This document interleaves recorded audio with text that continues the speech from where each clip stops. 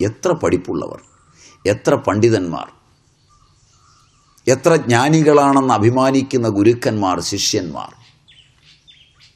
എത്ര ഭരണാധികാരികൾ, എത്ര നിസ്സാരമായ വിഷയങ്ങൾക്ക്, ഒരു കസേരയ്ക്ക് വേണ്ടി, ഒരു സ്ഥാനലബ്ധിക്ക് വേണ്ടി എത്ര ഹിംസകളുടെ, എത്രയധികം ഏറ്റുമുട്ടലുകളുടെ രംഗവേദികളിലൂടെ വിഷയമാനയിക്കുന്നത് പോലെ കടന്നു പോകുമ്പോൾ വിഷയങ്ങളെ ഉപാസിച്ചും വിഷയങ്ങളെ അനുജീവിച്ചും വിഷയങ്ങളെ അനുസരിച്ചും ആത്മവിഭൂതിയിലേക്ക് എത്താമെന്ന് പറയുന്ന ദർശനങ്ങൾക്ക് ഇനിയും ഇടം നൽകുന്നു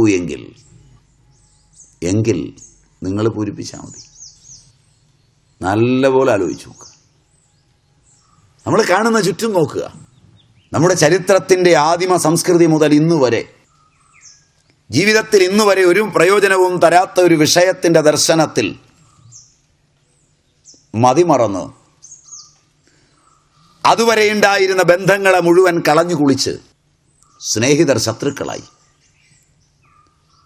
ഉറ്റവരും ഉടയവരും എതിരാളികളായി 10-15 കൊല്ലം തേനും പാലും വീഴ്ത്തി നോക്കിയ അച്ഛനും അമ്മയും നിസ്സാരമായൊരു വിഷയം കൊണ്ട് നിങ്ങളുടെ നിതാന്ത ശത്രുക്കളായിത്തീരുന്നു.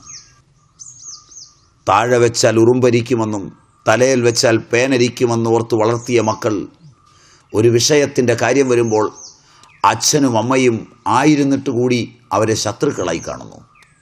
റൈറ്റ്. പകലന്തിയോളം പണിയെടുത്ത് സകല സൗഭാഗ്യങ്ങളും നേടിത്തന്ന് ഓരോ നിമിഷവും നിങ്ങളുടെ സുഖങ്ങൾ ആലോചിച്ച നിങ്ങളുടെ ഭർത്താവ് നിസ്സാരമായൊരു വിഷയം തെറ്റിയാൽ, വൈകുന്നേരം ഒരു വസ്തു മേടിച്ചു കൊണ്ടുവരാൻ പറഞ്ഞത് കൊണ്ടുവന്നില്ലെങ്കിൽ, ഇന്ന സമയത്തെത്താൻ പറഞ്ഞെത്തിയില്ലെങ്കിൽ, നിങ്ങൾ വിചാരിക്കുന്നത് പോലെ അയാളുടെ ചുണ്ടനങ്ങിയില്ലെങ്കിൽ, നിങ്ങൾ വിശ്വസിക്കുന്നത് പോലെ അയാൾ ഇരുന്നില്ലെങ്കിൽ, നിങ്ങൾ വിചാരിക്കുന്ന ഉടുപ്പ് അയാൾ എടുത്തിട്ടില്ലെങ്കിൽ, ആ വിഷയത്തിൻ്റെ പേരിൽ ഇന്നോളമുള്ള ബന്ധങ്ങൾ മുഴുവൻ കളഞ്ഞ് നിങ്ങൾ ജടപറിച്ചടിച്ച്, ശിവൻ ജടയടിച്ചാൽ ഭദ്രകാളിയും വീരഭദ്രനും ഒക്കെ വരും, വീരഭദ്രനും കൊടുങ്കാളിയും ഒക്കെ വരും, വാളും വട്ടകയൊക്കെ ആയിട്ട്. പലപ്പോഴും നിങ്ങളുടെ ഭർത്താവ്, നിങ്ങളുടെ മക്കൾ, നിങ്ങളുടെ അച്ഛൻ, നിങ്ങളുടെ അമ്മ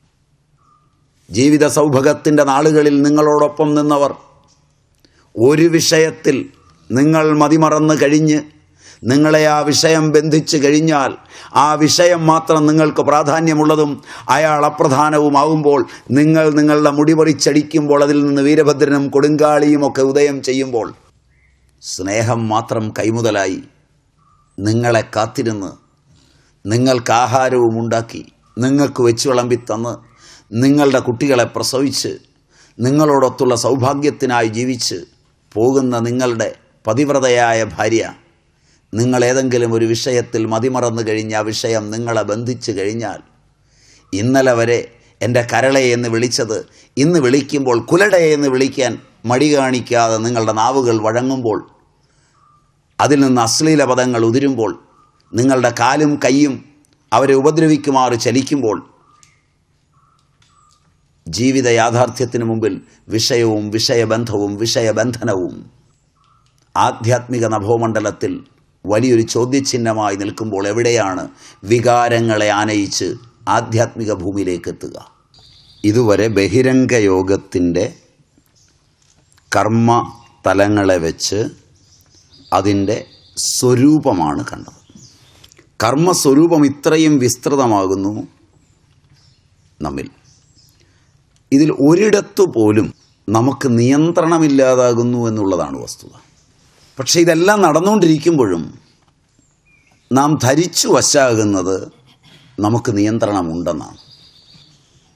ഏതെങ്കിലും ഒരു സങ്കല്പമോ കാമമോ, രണ്ടും സ്ഥൂലമല്ല സൂക്ഷ്മമായി ഉള്ളിലുണ്ടായിക്കഴിഞ്ഞാൽ, സൂക്ഷ്മമായ സങ്കല്പവും കാമവും വിഷയത്തിന്മേൽ പതിച്ചു കഴിഞ്ഞാൽ, വിഷയം നമ്മെ ബന്ധിച്ച് അടിമയാക്കി കഴിഞ്ഞാൽ, നമ്മുടെ മനസ്സ്, ബുദ്ധി, അഹങ്കാരം, ചിത്തം ഇവയുടെയെല്ലാം പൂർണ്ണ നിയന്ത്രണം ബാഹ്യമായ വിഷയത്തിന്മേലുള്ള നമ്മുടെ കാമം ഏറ്റെടുക്കുകയും വെറുമൊരടിമയെപ്പോലെ